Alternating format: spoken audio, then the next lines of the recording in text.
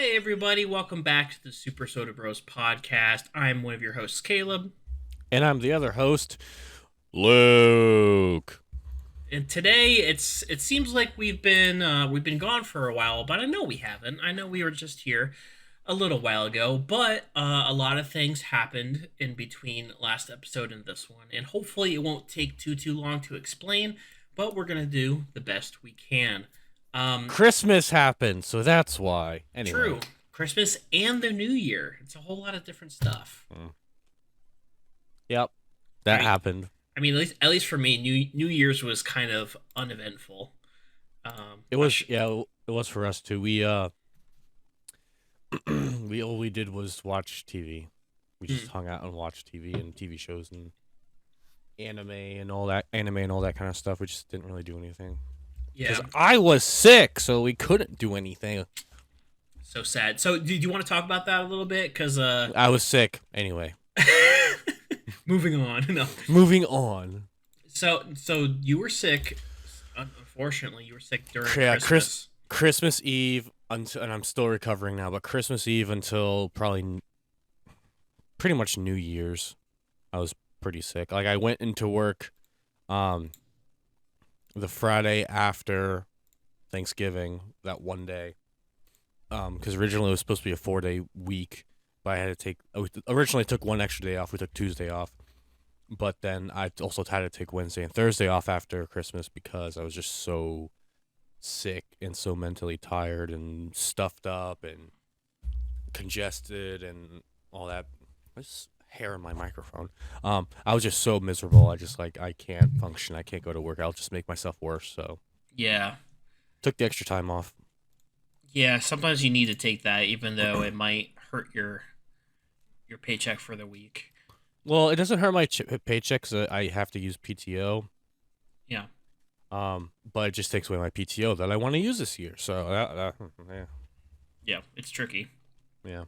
Mm, But hopefully, I'm glad that you're doing better, that you're feeling better, and you're getting all the rest you can.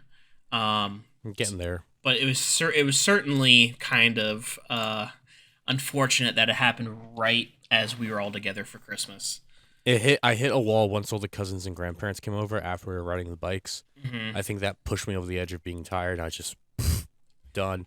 So my birthday was pretty much me being around people for like half an hour or so, trying to do my best to stay, focused and whatnot. And then I would go lay down in a dark room for half an hour and like rest and keep my face warm and my eyes moisturized and stuff because I had some eye infection, something or other, as well.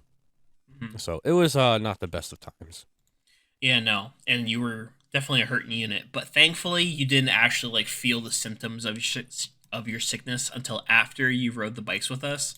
True. Because if we just had to like learn on our own or just not do it at all, because I mean Christine could probably teach us, but like Yeah. if we couldn't learn at all because you were already feeling sick or whatever, that would be like a double whammy sadness for You both guys of would have us. gone the bikes and like crashed them or gone into the trees or something. Because like, how do I slow down? Vroom. Whoop, there they go. I definitely had to get used to the throttle. My first Hmm. like 5 to 7 minutes was just me like saying, okay, how much can I turn or crank the throttle to like how fast I'll go. And I tried like holding it in different ways. Like I stuck my thumb out so I didn't grip the throttle with my thumb, Hmm. and then that ended up hurting it because I bunked it against the side Uh, of the handle. So that technique didn't work. But eventually I got the hang of it, and on some straightaways we were going like 25 miles an hour probably. I think the fastest we went was probably 25. I'd say maybe 30. But I mean, granted, that's a nice straightaway that mom and dad have at their yard, but it's still kind of bouncy. So whenever you and Maya come back up to New Hampshire, we can ride around these quiet streets and go in straight lines at like 35 miles an hour. And then you're like, woo! And it's not bumpy at all. It's just flat surface, so it feels like you can just keep going. But It's just speed oh yeah, and they're a lot of fun. and hopefully there's like some tracks or some kind of like outdoor trail that we can go on as well. So it's not just like back and forth in our parents' yard. It could just be like an actual real place. Well, I don't know. I don't know if there's any stuff around Connecticut. I know that there's a. I think I already talked about it on the podcast. There's like a whole course slash trail system kind of where we live, but we'll have to get the bikes um, certified by the Fish and Game Organization of New Hampshire, so that they're on record of like, okay, these bikes are actually registered to go on these trails. And usually trail systems that are like ATV and dirt bike based, they'll actually have people like on staff, like double checking people's vehicles and be like, okay, are you certified? Okay, cool. Head Okay, on over. that makes sense. It's just like a liability kind of thing, like because Right. I think that money that they use gets put towards stuff in that like system, so Hmm. Yeah, maintenance or I, whatever. it wouldn't be any different than getting like a fishing license or a hunting license. Like technically, you can go out and shoot deer and birds, but like in order for it to be legal, in order for like all the safety precautions to be in place, you have to get a license for that. So it makes Yeah. sense why they would make you do that, even Yep. though it's not a street legal vehicle, because like it's technically it's more than a bike, but less than a car. Yeah. It falls into a weird category. It's also the kind of thing where like if I really wanted to, I have a friend who has a bunch of friends who have property and stuff like that, and like trails and woods and stuff. Mhm. So just go right, or we could just go riding at their house, and they have plenty of land as well. Exactly. Um, And the same thing goes for firearms. Like you could either like mhm. go to a gun range or get like a specific kind of permit for a designated shooting area, or if you have a friend that has a bunch of property, you can just shoot on the property for free Exactly. without a Yep. license. Yep. That way, it's fair game at that point, where it's like, yep, they own it, do whatever. E. So for liability reasons, I'm not going to say who it was, but Maya and I visited a close friend over the Christmas break as well. And who's down? Who is that? Is that a worm? That was Christine going by the camera a little bit over here. Just crawling on the ground like a worm. You could just walk by. It's fine. We Walk by. She was playing Halo. okay. That's so funny. I'll go in the blooper reel at the very end. Oh yeah. Hold on. Let me see what time that would be. No. Okay, like 10 minutes. Okay, perfect. That's so funny. Bye.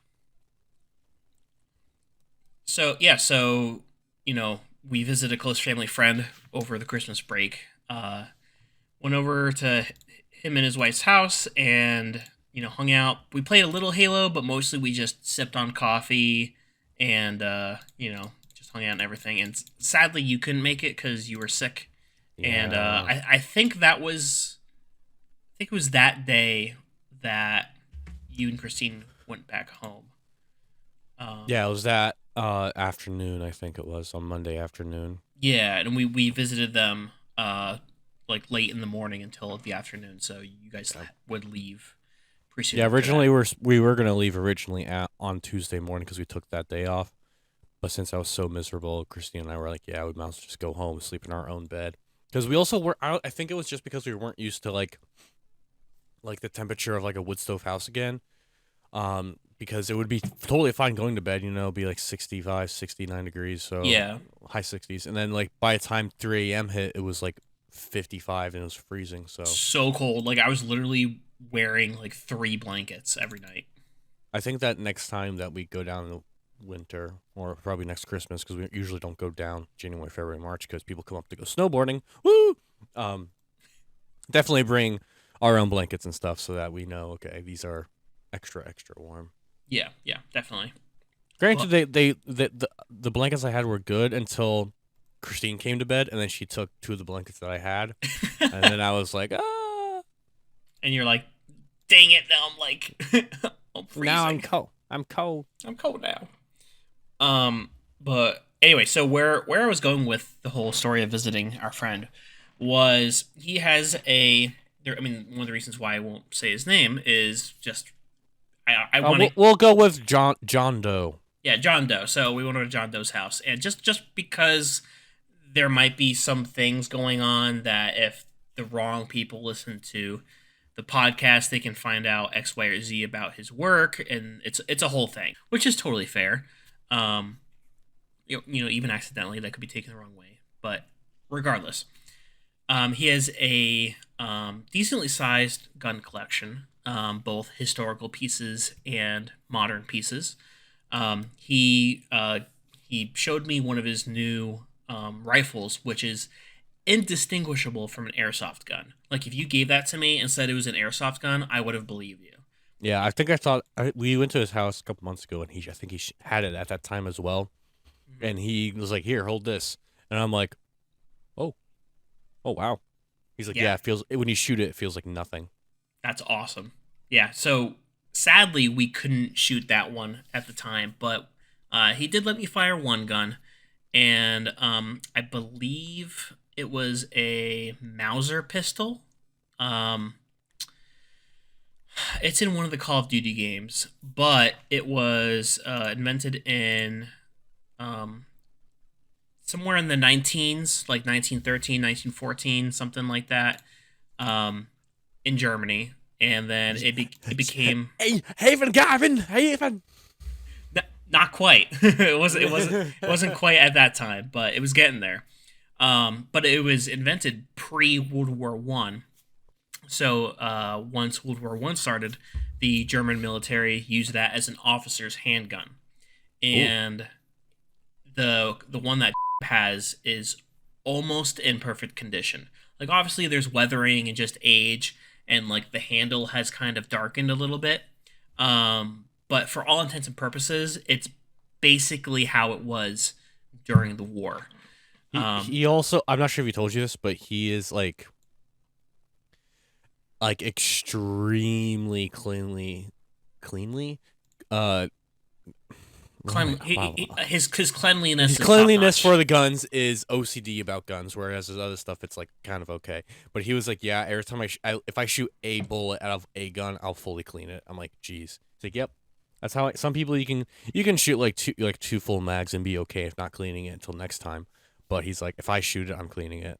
Yeah, So, I feel like that's a good discipline to have because you don't want to forget and say, "Oh, it's fine," because then you ruin those historic pieces if you're firing one yep. of those, or ruin a new gun.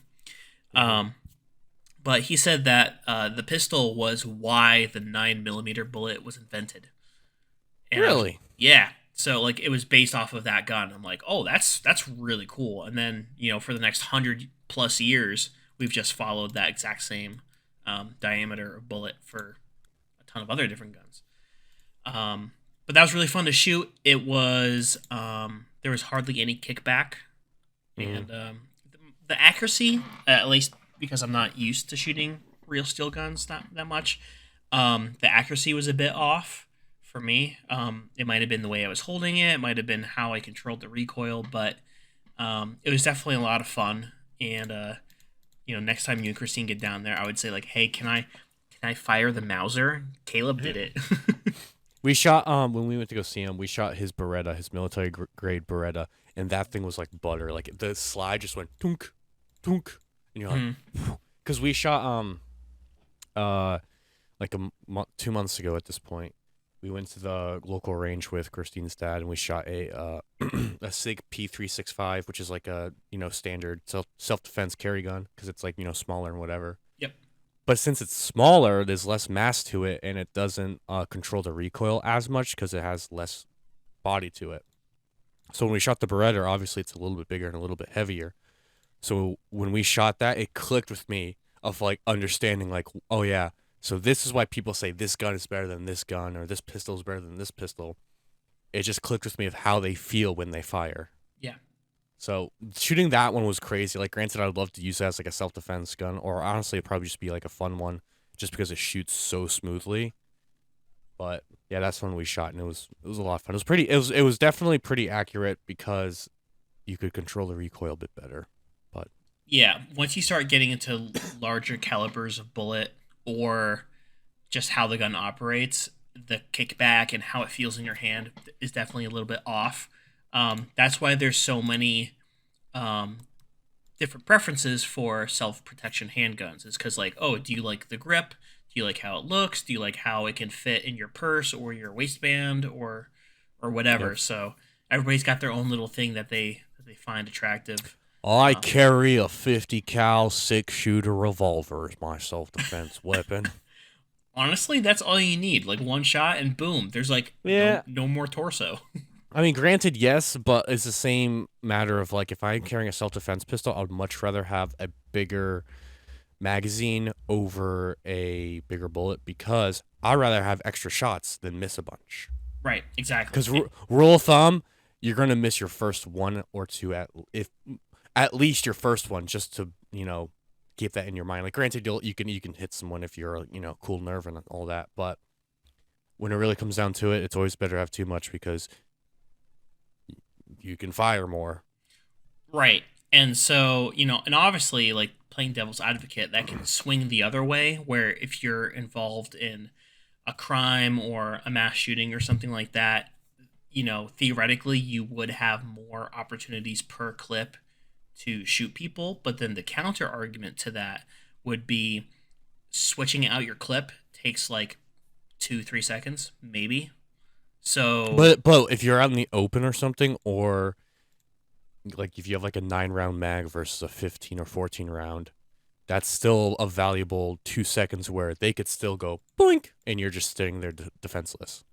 yeah.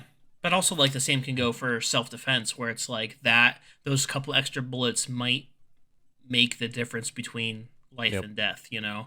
So it's kind of like this balancing act of like, okay, how many, if you extend the capacity of the magazine, how many lives will it save versus how many lives can it help take? And that's always been Hmm. the issue with gun control in the United States. And that turns into a whole political thing. And if you can't tell by the conversation already, you kind of know where Luke and I stand on the whole thing.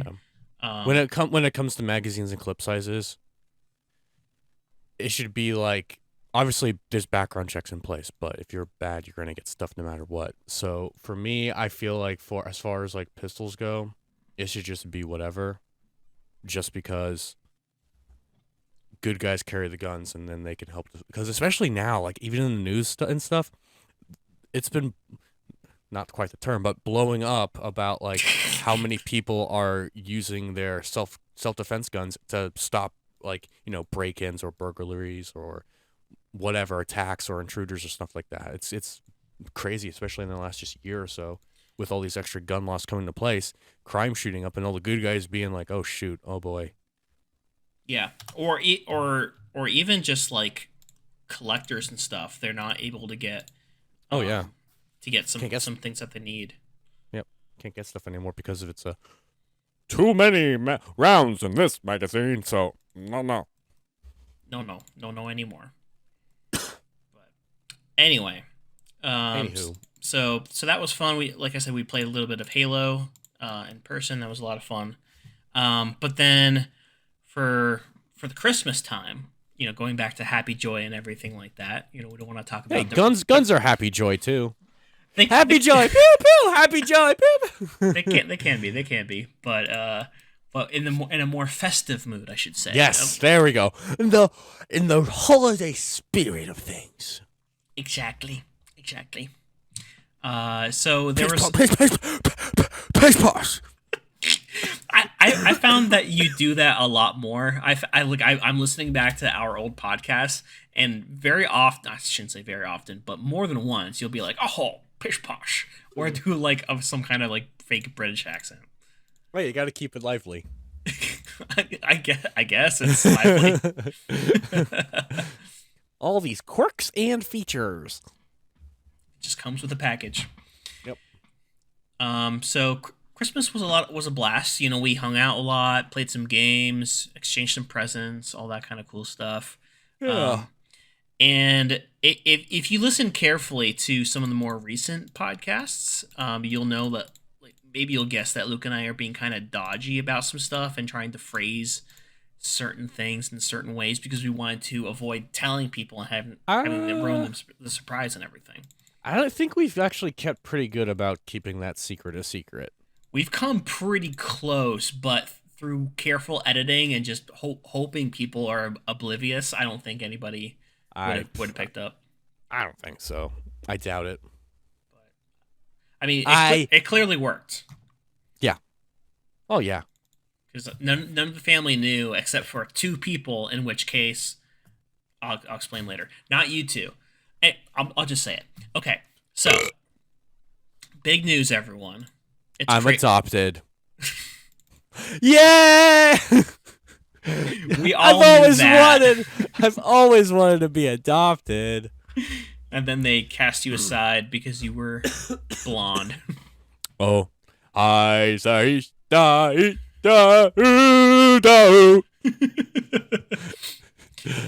Oh Lord. Anyways, So the big news, the big surprise, and everything that we didn't tell anybody about for a long time. We wanted to save it until Christmas. Um, yes. Maya and I are expecting our first baby in June of next year. Boom. Wow. Mic drop. Boom. That means you're going to be an uncle, Luke. Am I supposed to act surprised because I've known about this? Yeah, you knew literally the first day that we found out. I've always known. We had to tell someone. We had to like have someone in confidence to like not vent, but like just to communicate with, so we weren't all alone. Partially get that tension off your chest a little bit because you gotta tell at least someone. Because if you keep it a secret from everybody, I can feel it just like building up inside you, kind of thing. And that person has to be someone who you can completely trust not to tell anyone and spoil it. So if you know somebody who's at least spoiled something, you can't tell that person a secret. Yeah, no. It's and even with Maya's family, she told two of her best friends and her cousin like a couple weeks before we revealed it to the rest of our family. So even then Gotcha. we still kept it from those extended members of family up until a certain point. Yeah, for a little bit. Yeah, but with our family, I mean literally it was just you and Christine that knew. Mm-hmm. Um but yeah, so no, it's been a process of trying to one keep that a secret and also planning for the eventual birth. So I don't know if you can see, but like right here, that's a crib that we got. We got a couple other different pieces of furniture for the baby. Let's see. Hold on. Let's go. Okay, there's a crib, vacuum, bounty, car oil, windshield wiper fluid. What I think? Yeah, that's windshield wiper fluid. Nice. Yeah. I mean, there's. I drive an Audi. I drink that on the daily. I mean, it is for European cars, so you could use it. It's like we're matching. Yeah. Maya's the only other person. Yeah, Maya's the only other person who has a German car aside from Dad's Volkswagen. So me and her are twinsies. That you know. Volkswagens. That you know of. And in family. Oh, yeah. Like yeah. grandparents and aunts and uncles and all that stuff. Yeah, I mean, I think yeah, because everybody either has Japanese or American cars. I think it's all Japanese because grandparents are all Toyota. Uncle and Aunt Susan are Toyota. Isn't the PT Cruiser a Chevy? Oh, Uncle Tom's a Chevy. Yeah. That's a HHR, which is a stupid name for a car. I don't even know what it stands for. I don't know. So, what do you drive? I drive a Chevy HHR. Are you having a stroke? No, it's a HHR. Huh? Whatever that is. I have no idea. No idea what they were doing. They're idea. like, there's a big boardroom of like 15 Chevy executives, and like, what should we create? What should we call this weird eggplant shaped 4-door wagon / hatchback / thing? An HHR. Gerald, why'd you say an HHR? The kids will know. The kids will find out. They'll figure it out. They'll come up with a solution. I don't know. But yeah, it's somehow past the board meeting. But yeah. So we don't know if it's gonna be a boy or girl yet. We're gonna find that out in a couple weeks. For Maya's next appointment. So I mean, I guess technically we could have found out like by now. I mean, we're recording this on the 4th of January, so like around this time is when you can kind of figure out what the sex is. But if you wait that extra week or two, you could probably better guess of what it could be. Yeah, but just how like the appointments are spaced out because you go to one every month. Yeah. Just how it's spaced out, it's at the end of this month. So Ah. it'll be a little after um, we can technically find out. But we're not going to be like, oh, we need to find out right now. Yeah, exactly. It's like next appointment you'll find out. Yeah. So Yeah. so yeah, it's been fun. It's been great. Like we said, it's been a struggle trying to hide it from people, and I expect like the week leading up to Christmas was really really hard because like we were like we're gonna tell them in a week, we're gonna tell them in 6 days, 5 days, four, and it was just like, oh, can we just tell them now? And it's like, no, we gotta wait. It was also like the way you guys did it. It wasn't like, "Hey guys, we're expecting a baby." It was like, "Here's a gift. Read the gift," kind of thing. Yeah, it was a picture of the ultrasound of the baby, as well as some like coffee mug saying like you've been upgraded to great grandparent for the grandparents, and you've been upgraded to grandma grandpa for mom and dad. Yeah. Yep. So that way, it's not just you saying it. It's like, "Here's the evidence. Yeah. Look at it. Look at it." No, it's just a random picture of a baby. You just like to give him a picture of like a Chinese baby. You're like, "Here's your grandchild." What? Wait. Wait a minute. Uh, but what was I gonna say? I don't know. I lost my train of thought. But yeah, it's crazy, and like I said, we're expecting in June. So come June, baby will be here. Hopefully, it's not a May baby because there's so many May birthdays. Yeah, like there's definitely a chance that the baby will come early. Yeah, but let's hope it's like June 1st. Nice and easy. Yeah, so something simple where it's like, okay, it's the first day, so whatever the first day is, that's what it is. Easy peasy. So I think we did the math, and I think if Maya gives birth in May, it would be like somewhere in the teens for birthdays between our family and Christine's family. I might be like 10 birthdays, which is Yeah, insane. it's definitely up there. Insane. But that's how it goes, It's Well, wait and see. wait, see. So we did the math on like we backwards figured out what the conception date generally was. And we found out that technically Maya was pregnant when we went to that Demon Hunter concert. Mm. So it was just like thinking back on it, it's like, oh, baby's first concert, and it's like it's such a bucket list item for me, and for you too. But like actually, You're just like, you just go to Maya's belly and be like, "You lucky duck, you saw Demon Hunter before you were born." I had to wait 24 years or whatever. Yeah, I don't think you're gonna let them forget it. Like when they're Oh, born no. and like they're actually like able to like understand and talk. You'd be like, when you were in the womb, you saw a Demon Hunter, and I hadn't yet. I'm so I jealous. still haven't. I'm 45 years old and I still haven't, I'm still waiting for them to come to New England. and they never will. Nope. There was that post that they made like a month or so ago about like them being like, "Hey, where should we go next?" And then they had that huge Brazil following of like, come to Brazil," and Yeah. no joke, the second most popular that I ever saw was everybody being like, "Please, for the love of God, anywhere in New England. I don't care, anywhere in New England." Like people weren't saying Boston or Maine or Connecticut. They're just like New England, just anywhere. We'll show up. Yeah.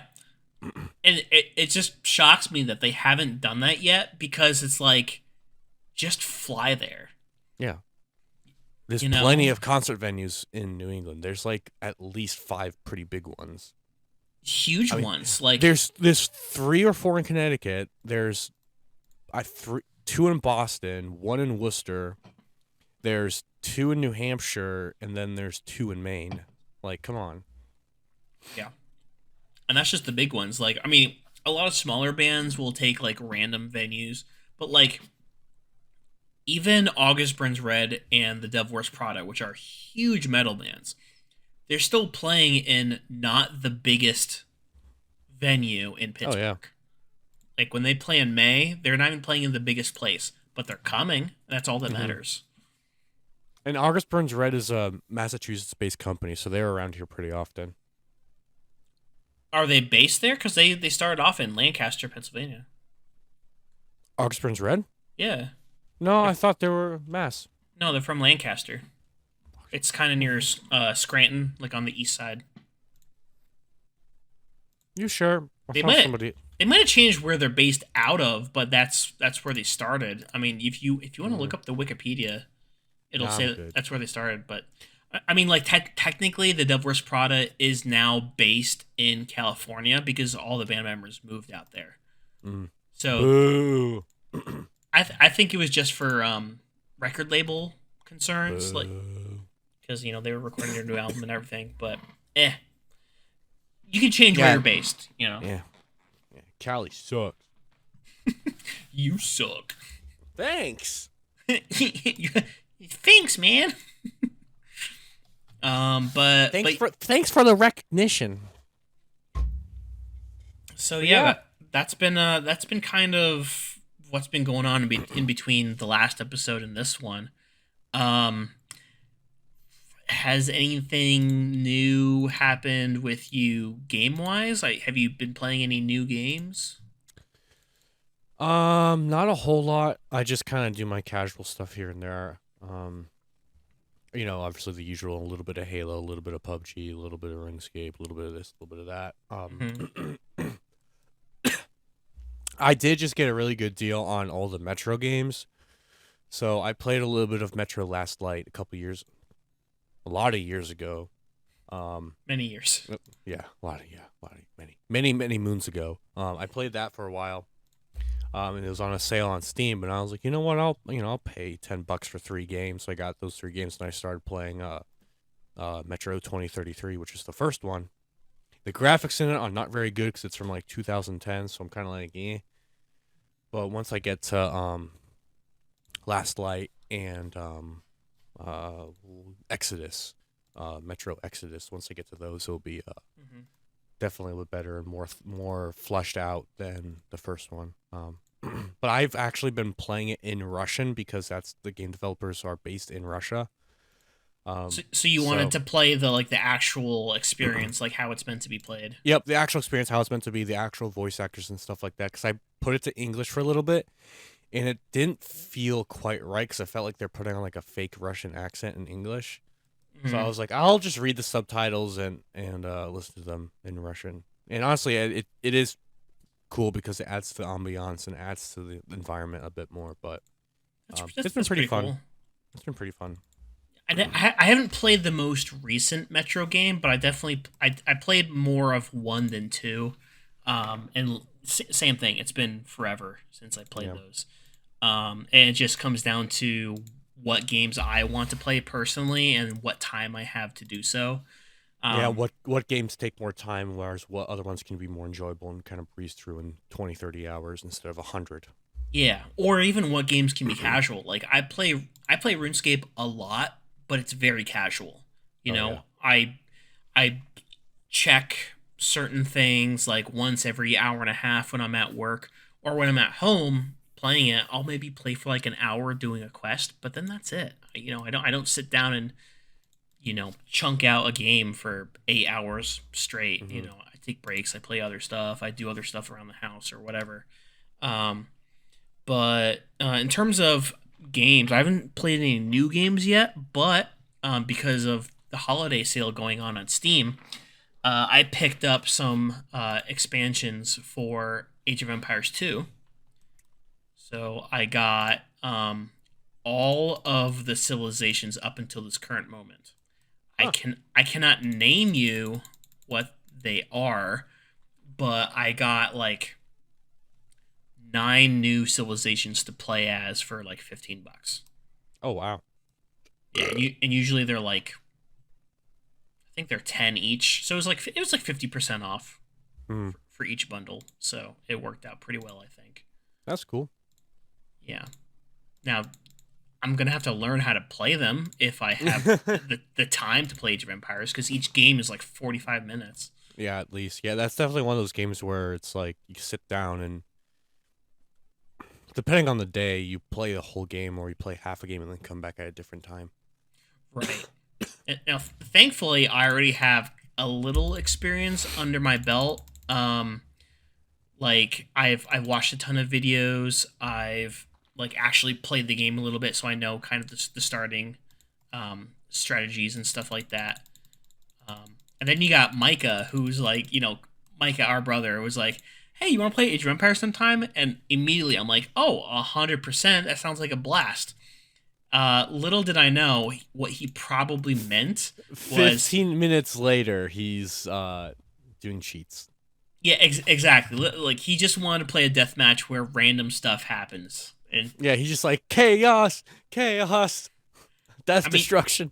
that's totally fair. Like I completely agree with that Oh play yeah, it's so style. much fun. So much fun. Oh yeah, but like if I'm playing against you, let's play a game. I don't like playing against other humans. I prefer against PCs just because like we've never got to play Age of Empires like as a LAN party back in the day. So I'd rather play with somebody I know than against somebody I know. Uh huh. Also with the fact that people who are humans are smarter than AI, so Yeah, and they can like anticipate what you're gonna do and mhm, play a little smarter than some computers. bots would do. But that's also like part of the fun too. Like when you play Halo, are you just gonna play against bots, or are you actually gonna go into matchmaking and play capture the flag with humans? That's also a whole different game style though. Well, yeah, yeah, but it's the same concept of like, you Yeah. know, you can play just against bots in Halo, but that you're not experiencing the game as it is. Hmm. Same thing with like if you just use cheat codes during Age of Empires, like basically infinite resources and you know characters that can destroy buildings with one hit. Like it's But it's fun. It, fun. It's it fun. it is fun, but like that's not how the game is supposed to be played. Nah, if it was not supposed to be played like that, they wouldn't have put in the cheat codes. You know what? You're not wrong. I can't argue with that. If they put in the cheat codes, it's there for a reason. The developers are like, Furious the Monkey Boy. A car with machine guns. Yeah. Because why not? Or Aegis. Oh yeah, that one That always. one. Honestly, if you do max resources, Aegis is probably the most fun because you're just like, build everything instantly and just like, and the bots are doing it too. And you're like, this is so much fun. It's just like non-stop chaos And the bots for can an outcompete hour. you too because the bots have like more actions per second than you would, so they're just like pumping out, enemies and buildings like crazy. It just gets chaotic. It's so much fun. I love that. Yeah, but I can only speak for me. But playing Age of Empires properly, like with you have to collect all your resources slowly and choose what kind of upgrades and units you want to make. To me, that's very entertaining and makes me think in different ways, um, more so than just like the classic team deathmatch. Uh, So, Or the uh, relic mode, or the wonder race or whatever. If to build a wonder and hold it up to like 100%, or collecting oh yeah, relics, and whoever gets the most gold or whatever by the time wins and stuff like that. yeah, that's definitely interesting too. But The it OG mode is the best. yeah, just kill the enemy. That's it. Yep, kill them, end them all. Pretend to be the Europeans going around the world in the 17th century. Oh geez, that's a deep cut. But am I wrong? that's some history facts for y'all. European countries be like, we want your supplies and we'll give you nothing. Yes. Flag. Yep. Hey, ours. Flag. Mine. Mine. But we were here first. No, you cannot. We have Nope. flag. We have a flag, but we have. No, you don't. We We have have a flag. big boat. We sailed here. What? What even is that? We did the hard work. You were already here. We're the one who worked to get here. What? Dang it! Typical Europeans. Europeans just doing European things. Yep. Doing So what they silly. do. Silly goose. Stop invading us. Oh my gosh, I, stop it. I was just gonna say that. I was just gonna say I was gonna be like, yeah, stop. Stop. Oh my goodness. Fun, fun. Fun. Yeah. So there's a bunch of new expansions for Age of Empires 2. With different unique units and all that. So that'd be fun to actually get into and hopefully play Micah properly. But yeah. It'd Other be than that, me and it's Mike, just me and Micah against you, yeah, which would probably be a fair fight, to be honest, because I still have my 10-year-old brain of like, I'm just gonna research stuff and build things and protect and charge. honestly that might work out. Yeah. Because the only thing that I really know how to do is get to the castle age and then make knights. That's all I know how to do properly. Hmm. Everything else is just yeah stuff. Yeah. It's definitely one of those um, things you have to practice to playing it properly to get it. yeah, and I guess that's also why the whole YouTube scene is pretty popular. It's because people who can only play a little bit at a time, they go on YouTube and they watch experienced people. I think this goes with every video game, but they watch experienced people play very, very well with like all the right hotkeys, the right setup, all this type of stuff.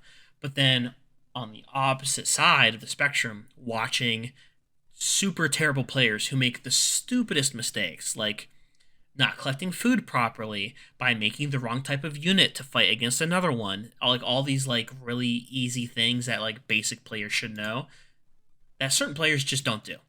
Mm-hmm. That'd be It me.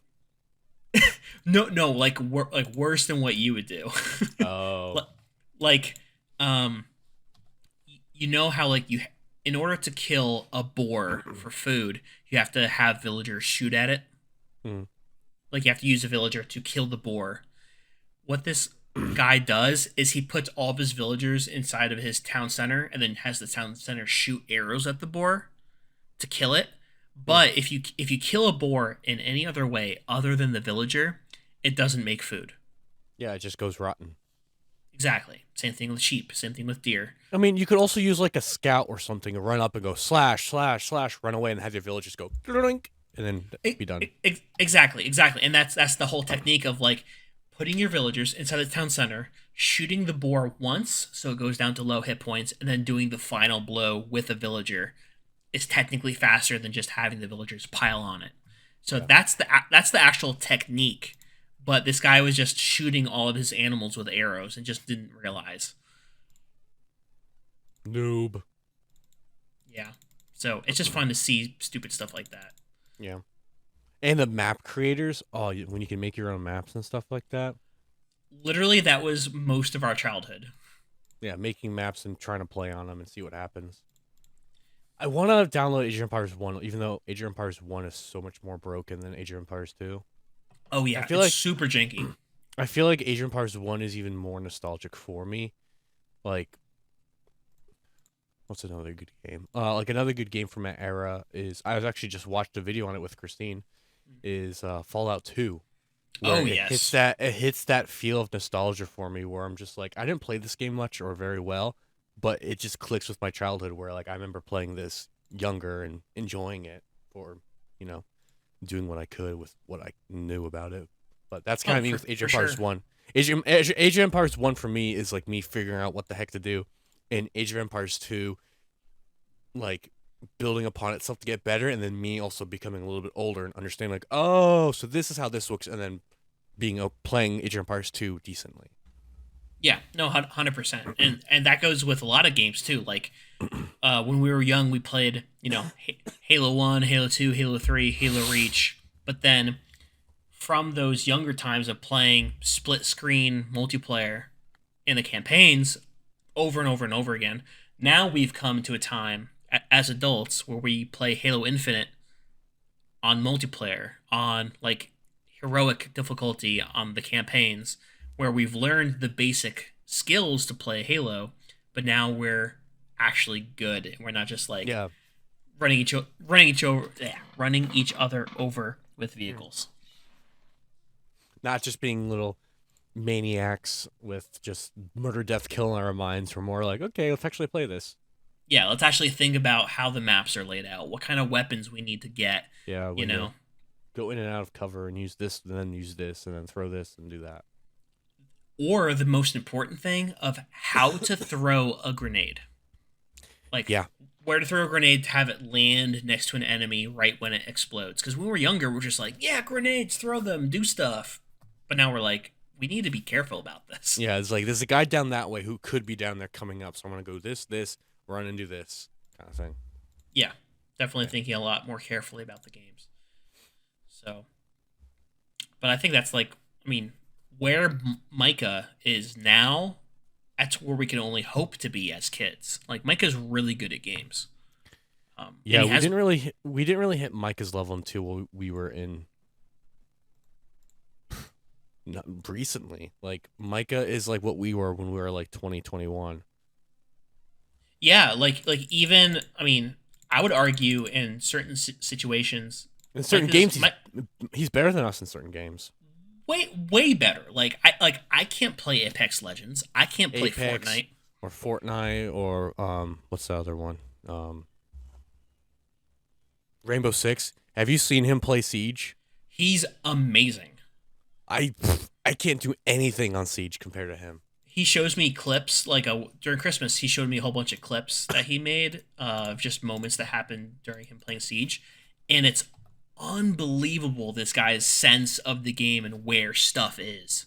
That if you're talking like when you say Halo Infinite, oh, I gotta figure out what this guy is.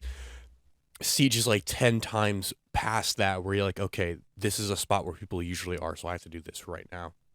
Yeah. That game, you need a sixth sense to know how to play that game. Just because if you're just trying to pretend and just be like, I'm gonna defend here and wait, you're gonna die. hmm You need to have that second instinct of like, okay, this is gonna be happening now, kind of Yeah, thing. you need to be proactive and actually like be a little bit offensive in the way you think.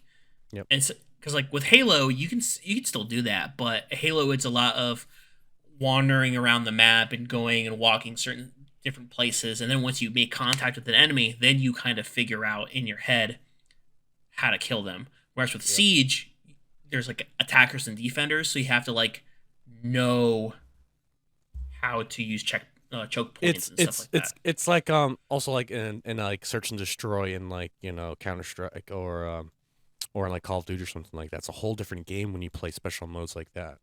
hmm But yeah, Micah's definitely above us in like Apex, Fortnite, Siege, stuff like that. hmm But I guarantee you, you and I are better than him at Age of Yeah, Empires. the one game.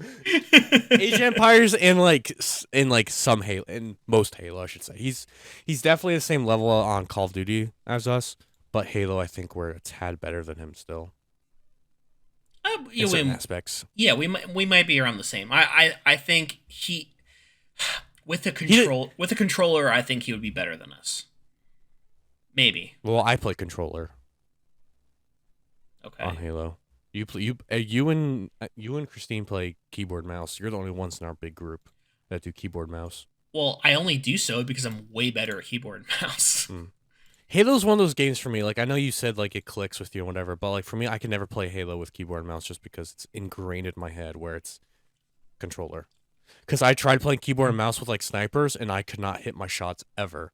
So I'm just like, yep, I'm just gonna stick with keyboard and mouse, and this will be my one nostalgia game where I use a controller.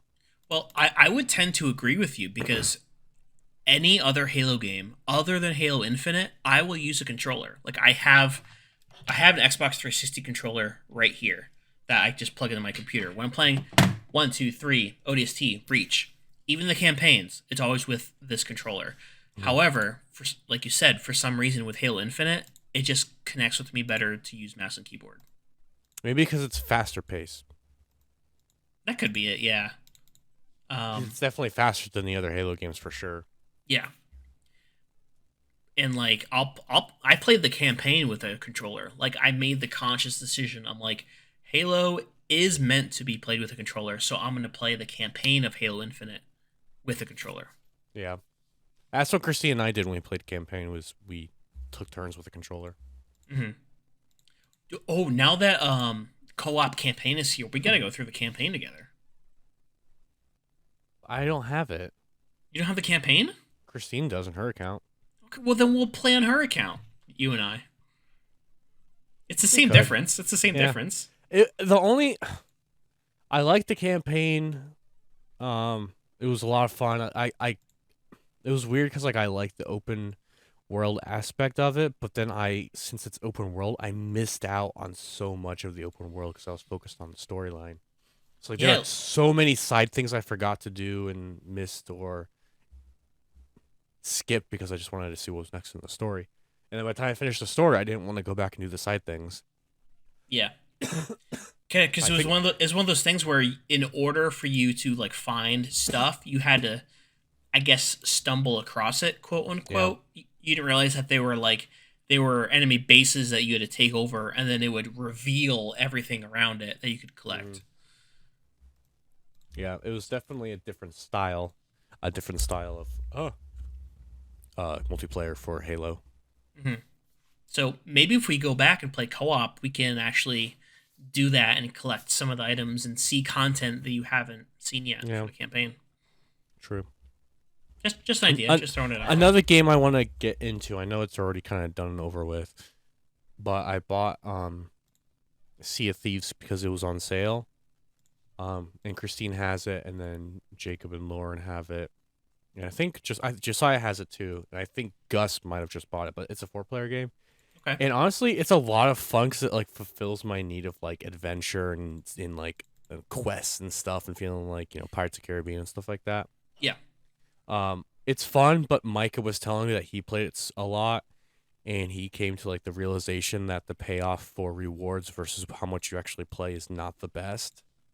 So he's like, if you want the best of the best, he says it comes down to like a really big grind. But if you're just trying to have fun and get like the normal stuff, he says it's fun. But Hmm. that's another game I want to play more with people. But usually people just go Halo, Halo, Halo, and I'm like, can we do something else? No, Yeah. okay, okay. Guess we'll Yeah. just do Halo again. I get it. I mean, it is. I don't want to say it's the easiest thing to start up and play, but like, I don't own Sea of Thieves, and no offense to you or anything like wanting to play with you, because like I do want to play games with you, but that type of game isn't what interests me, so I don't want to like spend the money to get Yeah. it. You know. Well, don't you have 7 Days to Die though? I do, but that's only because Josiah gave it to me a while ago. Like I haven't Oh. played it. I haven't played it. Gus and I were gonna start a world on it, but he's been busy all weekend, so I haven't played with him yet. I haven't talked to him since we did that podcast with him. Oh, really? Yeah. I haven't talked to him since like 2 weeks or so. Like I text him here and there, but Mhm. like I haven't played games with him since like early December because he's been out and about Yeah. I, traveling around New England. I miss that kid. He's cool. I'm glad we still stay in touch, play Oh yeah. games. I would have liked to hang out with him a little bit over the Christmas break, but Yeah, oh well. I would have, but we were gone Christmas Eve because he was at his parents' house on Christmas Eve working on his car. Okay. But he texted me and was like, "I'm doing Volkswagen things." I'm like, I would be there, but I'm like an hour away. I'm getting there. I'm getting there. I wish I could help. I would. I Yeah. swear. Sad. Hopefully he's doing well, and we can play some games Yeah. in the near future. In the future. As well as playing different games with Josiah and Jacob, because there's got to be games out there we can all play, other than Halo. I know Josiah doesn't listen to the podcast, but he's very stubborn when it comes to games. Yeah, I can see that. Jacob is way more open. Because Jacob, I think, was one of the ones who said to play Sea of Thieves, and I even know he plays Call of Duty a little bit, and I think him and Lauren play Minecraft together as well. They do, yeah. And I don't know if he does so much anymore, but Jacob played a lot of Battlefield.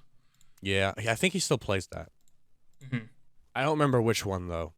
I think it was Battlefield 1. It was the World War One game.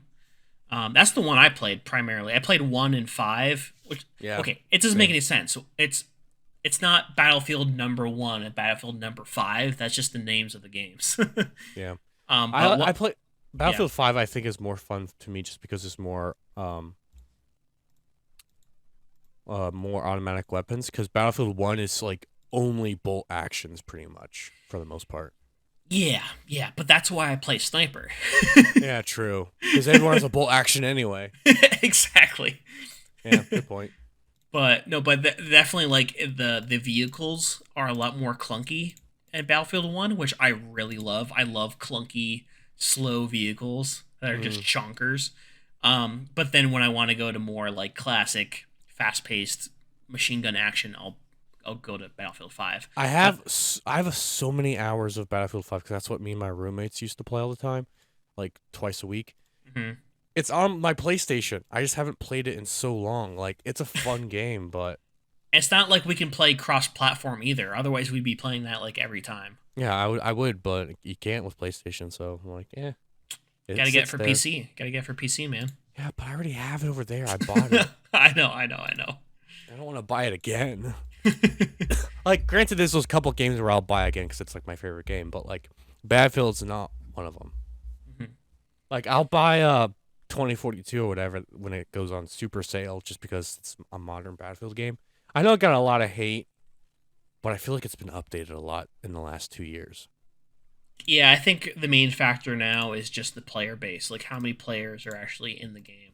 Yeah, I don't know. I couldn't tell you. I'd never played it. don't know. I haven't played a Call of Duty game since like Black Ops 2. And not Well, even online. Ghost. Do you play Ghost at all or not really? No, I mean not no. I don't think I've only played Well, Call Modern of Warfare, I played a ton of Modern Warfare, the one that came out like 2019, 2018. Oh, the remake? The one with Warzone. Oh, yeah. I played that. I played multiplayer in that a ton, but I've only played Call of Duty multiplayer online at friends' houses. I've never done it solo. Like I never owned a Call of Duty game to play it online. I played Warzone on PlayStation a ton when I was in it. Okay, that's I basically played. Oh, let's see. I played Battlefield 5, Red Dead Redemption 2, and Call of Duty Modern Warfare. Um, I feel like hold on, I'll see. I think this is something else. Okay. Yeah, while he's looking for that, Red Dead Redemption 2, super fun game. You know, you've seen hopefully my single player campaign videos, just going through the world and exploring it, which is immensely fun. But the multiplayer is really fun too. All right, Luke's back. So the other games were uh Fallout 4 that we played a little bit of. Christine played a little bit of Fallout 4. Mhm. So that's where it is. It's not on her computer. It's on the PlayStation. And then shoot, I just looked at it. I already forgot. You dummy, you poopy head. What a fool. What a foolish man he is. He builds his house upon the sand. So fool he is. No. Hopefully he can remember it this time. What are you saying? Nothing. You got to listen to the podcast. Oh boy. There's also Last of Us remastered, but we never played that. You never played it? No, I really should though. It's really good. It's really good. I saw I haven't seen Last of Us gameplay in forever. But we just saw Last of Us 2 because that came out last year, I think. So that's kind of fresh in my mind. But that would probably be a fun single player game. But now that I know that Fallout's over there, I can tell Christine like, hey, if you want to play Fallout, it's on that TV. Yeah. The sad thing to me is that you'll never get mods. That's fine. Yeah. I did it. Wait, what did you do? Level 75 in attack. Let's go. I'm so slow because I'm free to play. 35 levels past your maximum. Well, Now I'm what 75 attack, 75 strength, 70 defense. you're all evened out. Combat 91. Let's go. You gotta catch up. I'm level 98. I know. I'll never beat you, Sure Mister you will. Mister Member. Shh. Oh, I don't do a See, ton of combat anymore. I usually do like AFK stuff. 12-year-old me would be so happy right now. Oh yeah. Like I genuinely think that farming is gonna be my first 99 because I'm already level 90. Not like fire making or cooking. No. That's usually Because what people go for, right? well, but yeah, but like farming I do every day passively. Like Mm. when I'm at work, just like once every hour and a half, I just do like a little loop checking on my farms, and that takes like 10 minutes. And I can like click and let it be for like 20 seconds while I deliver a package or something. And you come So, back. yeah, so the actual activity of me checking my farms and making sure I like gather all the resources probably takes 25% of active paying attention time. Yeah, because certain games you can do that a little bit better with that. Because some people don't like doing farming in RuneScape because it is so passive. Whereas for your situation, it's like kind of perfect because like you, Hmm. oh, this is so freaking bright. Um, because you're stopping and going anyway. Yeah, no, exactly. And like I don't play a lot at home, and when I do, I'm doing a very specific task to get requirements done. Yeah. Like right now, I'm being super sweaty, and I'm actually using a bunch of my farming resources to make potions, and Mm, that's something you do have to pay attention to because like it's you have to click on the potions and the ingredients and everything like that. yes. So I'm actually in my herblore skill, I'm level 69. Nice. You win. I have one. I am the greatest. But yeah, no, that's all I've been doing in RuneScape. I've just been doing farming and I know you guys can't read it, but it's don't duck with me. that's a cool poster. I want It's a cool who poster. who got that for you? Jeez, yeah. Oh, No, it was you.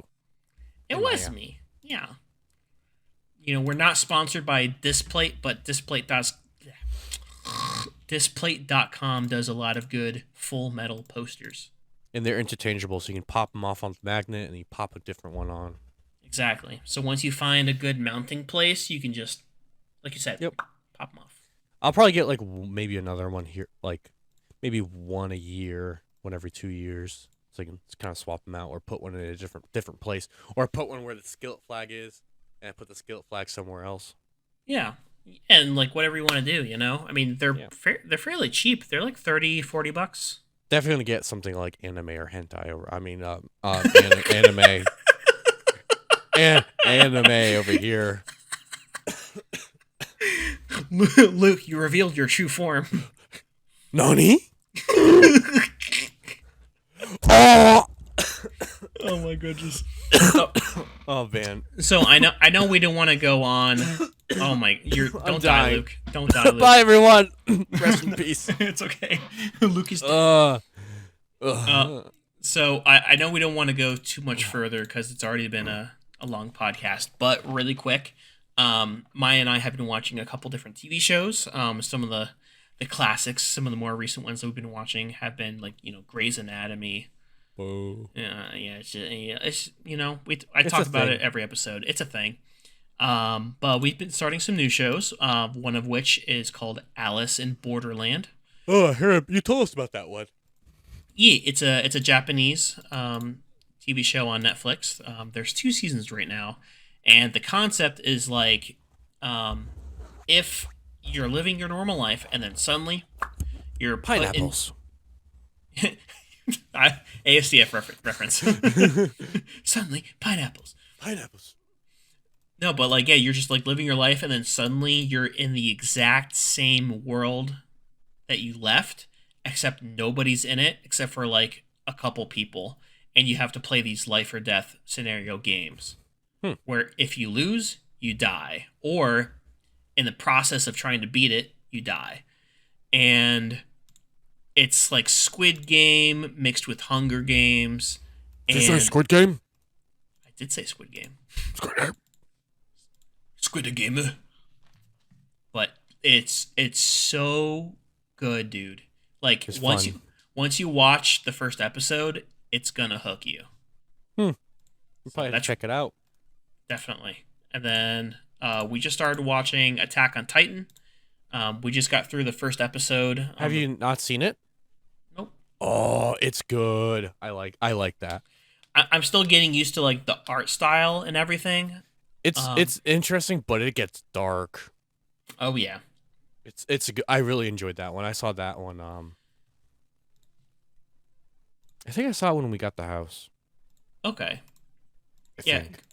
We have a rule where like with all foreign shows, we try to watch it in the original language with subtitles.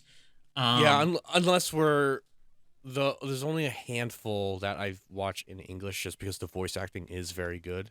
Mhm. Um, but yeah, I'm the same boat where like if it sounds better in Japanese, I'll listen to it in Japanese or Korean or whatever. Did you watch Attack on Titan in Japanese? Oh, I don't remember. I Okay. think we Yeah. did. Yeah, because like the issue I have, it's not really an issue, it's more of an observation. But I like watching the visuals of anime more so than like a live action thing. Like uh Alice in Borderland is perfect as a sub experience. With Attack on Titan, I want to see like the characters moving around the screen and all the action going on, but I can't if I'm reading the subtitles. Exactly. That's how I feel sometimes too. So it's like, do I want to trade off the authenticity? It it's I don't know what I want to do. I figured it out. Just be fluent in Japanese. Oh, you know what? I'll just go to Japan and do that. Be like PewDiePie and take like 5 years to learn it. Or like Here's the some, thing. The yeah, last thing before we end, about language.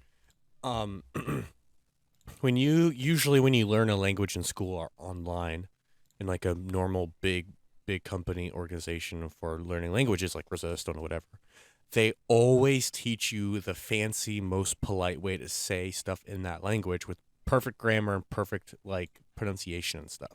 yeah, Whereas when you go to a country, it's like in America or even in England where you don't pronounce everything perfectly with like perfect grammar and stuff, obviously, but you slang it up a little bit and say what is more like a more toned back, relaxed version. So especially in Japan with PewDiePie's um, vlogs and stuff, he was like telling people like, hey, like people in Japan, like people always say like I always try to speak like what I've learned in Japanese, and people go like, "Oh, you're speaking the traditional, fancy way of Japanese. This is what you should be talking like. This is what you should be saying instead of what you're trying to actually say." And they dumbed it down extremely for him, and he's like, "It makes so much more sense. Why would you ever want to talk in the fancy talking language when you can just say what is like common folk, what is normally taught, normally said?"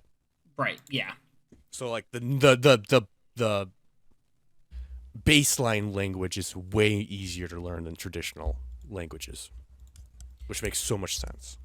yeah. And like with English, like like the base of it, but then you start learning slang words and different phrases as you progress. Yeah. I mean, like even Maya, who's been speaking English for many years, she's still like finding new phrases and different cultural way to say things, even until now. So I think that just goes with every language. Yeah. But super cool, super cool. Yeah. Language. Am I right? It's great, and you can say it if you want to. You can say the words in good order or bad orders. Any way However, work. however you want, say you say. Any direction you talk is good for me. I'm from I'm from I'm from West Virginia. My name is Justin Bieber, and I'm from I'm from Texas. Texas. It's Texas, you idiot. So Ah, dumb. so dumb. All right, I think on that note, it is time to finish it off. Oh yeah, it's time to go to bed. It's time to get ready for the next day.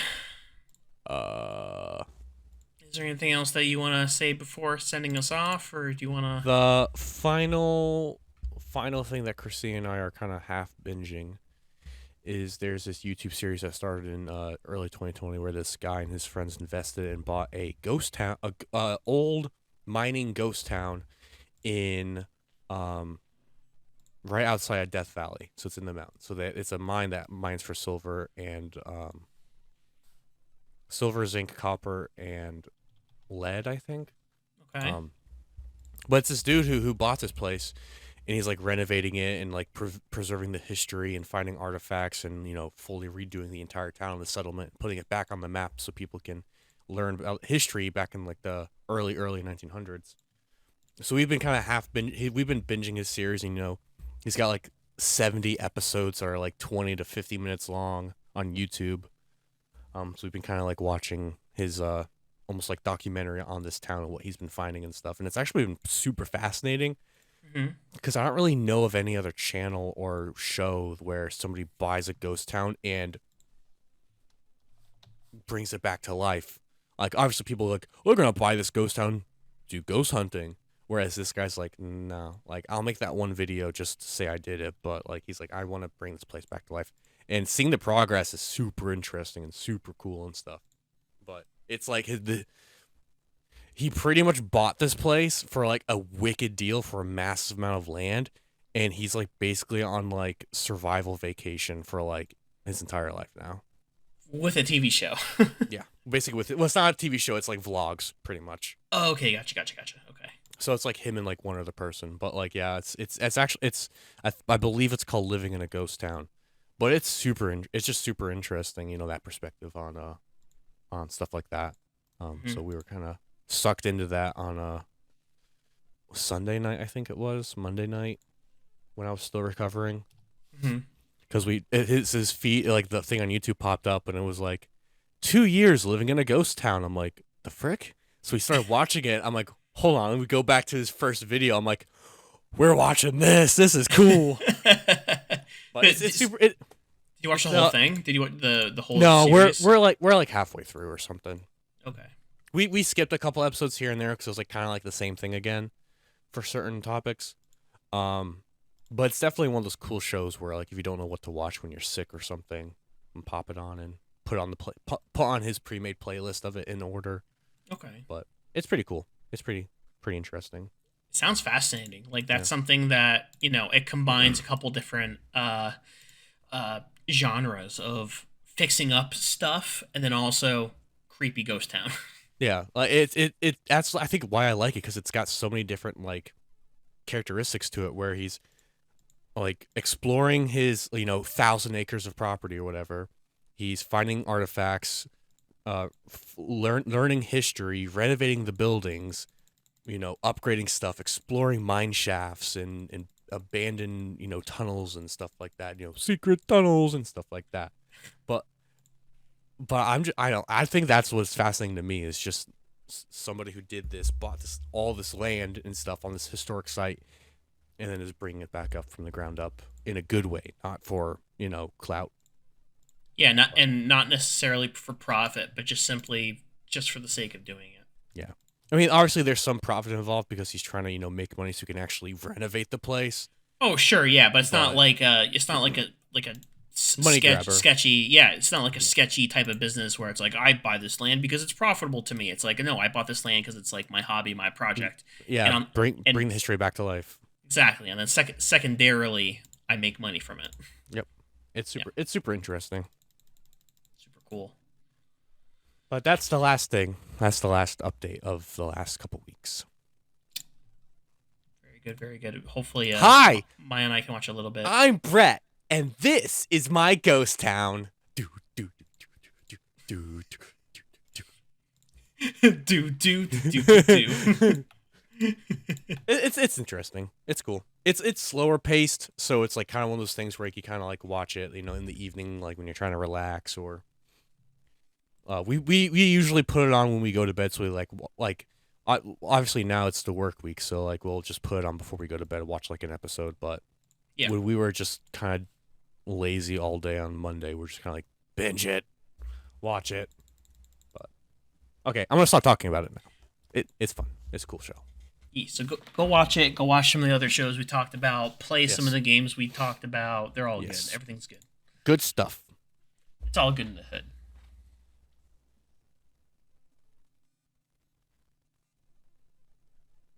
Is that? Are you gonna say any final words before we go? Cheese.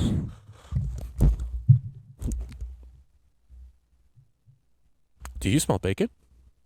I don't actually. Oh, okay. Never mind. Bye. Scene.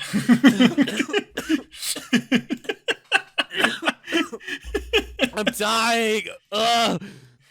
You have the COVID 23.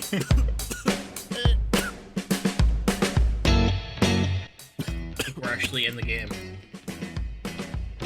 Welcome to the game. Boom, boom, boom, boom, boom, boom. The Squid Game. I was thinking more of like Sword Art. Who even does The theme song for Sword Art. And it cuts to the guys in VR. They're going, whoa, whoa. Sorry, they're doing what? You know that meme? They're doing what? Like that sounds pretty. Just boys hanging out in VR. Okay. You don't know that? You've never seen that meme? Welcome to the world. And it cuts to that, and cuts to the Sword Art Online music, and then it cuts to the like 144p video of like guys wearing VR. No, I don't think I've seen that. I laugh almost every time I see it. Well, I think I'm not as cultured, I guess. I guess so. Oh well, that's okay. It's a loss I'm willing to take. I found Heisenberg, and he gave me some blue stuff. Ooh, can I have one of those? Oh yeah, Mm, minty fresh. delicious. Signature is a signature flavor. Ooh, my favorite flavor is the weed. Is there even weed in Breaking Bad? I don't even think so. Yeah, there is. Oh, that's true. I guess Barely. briefly Yeah, a little here and there. with Jesse Pinkman and Yeah. It's him smoking cigarettes, but it's not some weed. It's usually a badger and what's his face. yeah, whatever his name is. All right, let's get started. What was his name? Oh, whatever. I'm trying to forget. It was hold on, I gotta think of it. Badger and Skinny Pete. Yeah. That was Skinny Pete. Skinny Pete, man. So good. All right, stop the podcast. Yep. All right, I'll kick everything off. Hold on, my hair. It was doing something weird. It was being all freaky and stuff. A mind of its own. Exactly. All right. 3, 2, 1.